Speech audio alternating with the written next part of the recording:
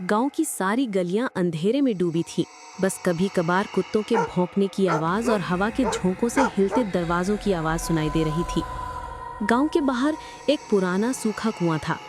लोग कहते थे वहां बुरी आत्मा का वास है। कुआं सूखी बेलों और टूटी ईंटों से घिरा हुआ, मानो सदियों से किसी को अपने भीतर छुपाए बैठा हो।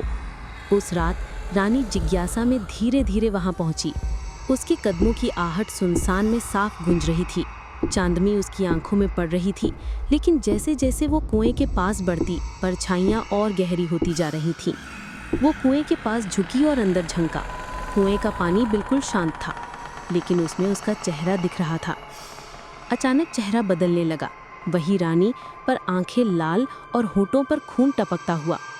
रानी ने झटके से पीछे हटने की कोशिश की, तभी कुएं के भीतर से कर्कश, खतरनाक हंसी गूंजी। सन्नाटा टूट गया और पानी उबलने लगा।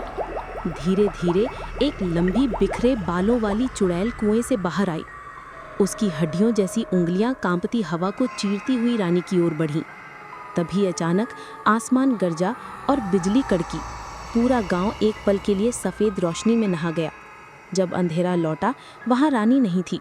सिर्फ कुएं के किनारे टूटी हुई लाल चूड़ियां बिखरी थीं। उनकी छनन छनन की आवाज़ हवा के साथ गूंज रही थी। गांव वाले आज भी कहते हैं कि जो भी उस कुएं के पास आधी रात को जाता है, वो कभी वापस नहीं लौटता। मुझे पता है कि तुम्हारे मोबाइल में जादू काम नहीं कर रहा है। जादू करने के लिए सबसे पहले इस लाइक वाले बटन को दबाना है, उसके बाद इस सब्सक्राइब वाले बटन को दबाना है, फिर इस शेयर के बटन पर जाकर इस व्हाट्सएप के बटन को दबा के रखना है। देखो बेटा, जादू हो गया। अगर तुम्हें विश्वास नहीं है मेरी बातों पर, तो बेटा तू खुद ही करके देख लो।